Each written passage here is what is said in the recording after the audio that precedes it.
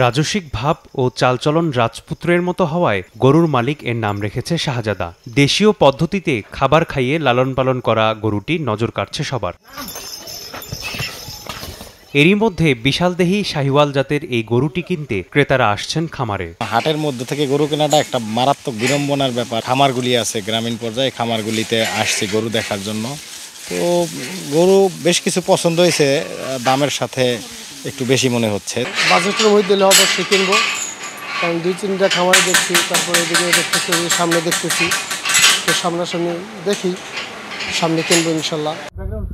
প্রতিদিন অন্তত 2 বার গোসল সহ সার্বক্ষণিক বাতাসের ব্যবস্থা রাখতে হয় শাহজাদার জন্য। বর্তমানে গরুটির পেছনে প্রতিদিন খরচ হয় প্রায় 1000 টাকা। শাহজাদার দাম হাঁকা হচ্ছে 9 লাখ টাকা। পছন্দের খাবার হচ্ছে ঘাস আর সাইলেজ, সাথে গমের ভুসি আর ভুট্টা পছন্দ করে দানাদার হিসেবে, ওই এই আর কি ওর খাবার।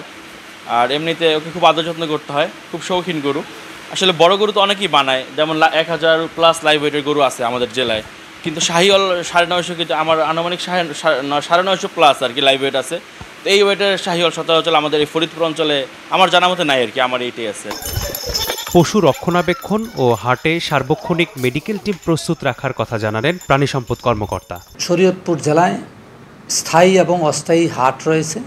এই হাটগুলোতে আমাদের ভেটেরিনারি মেডিকেল টিম থাকবে, এটা আমাদের প্রস্তুত আছে, যাতে সেবা দিতে পারে, পরামর্শ দিতে পারে, খামারিরা যাতে কোনো ক্ষতিগ্রস্ত না হয় সেই ব্যাপারে প্রাণী সম্পদ বিভাগ সর্বদা আমরা সচেষ্ট আছি।